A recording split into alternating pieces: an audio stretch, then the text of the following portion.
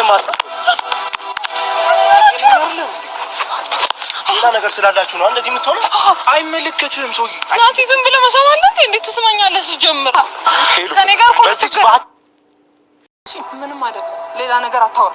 ሲጀምር የራስን ነገር ሸፍነ የኔ ነገር አታውራ ናቲ። እኔ ዛሬ መጣሁት ምንሽ ስለሆነ ነው። እኔ ሳቅፍሽና ስስምሽ እንደዚህ የተሰማው ምን ስለሆነች ነው እንደዚህ የምታረጋት? እጅህን አንሳ በቃ።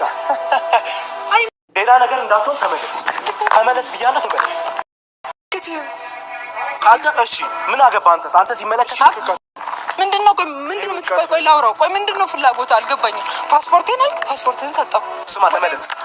ሌላ ነገር እንዳትሆን ተመለስ ብያለሁ። ተመለስ።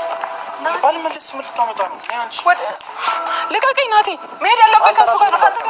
ምንድነው? ፍቅረኛ ከሆንክ አስተላት አልፈልግም። ለቁም ነገር የሚፈልግሽ ከሆነ አንተም እኮ ለቁም ነገር ፈልግሻለሁ ብለህ እንደማትፈልገኝ መስፈለግሽ አንቺ ተቆምንበት ቦታ ከባድ ችግር ጠብ ተፈጠረ።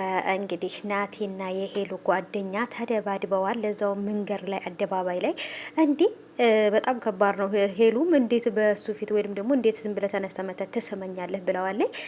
ቢስምሽስ ታዲያ ሄሉዬ ተይ እንጂ ሳምሽ ምን ነው በፊት ሲስምሽ አልነበር እንዴ? እና ለማንኛውም ይሄኛው ደግሞ የማን ነው አምባገነን?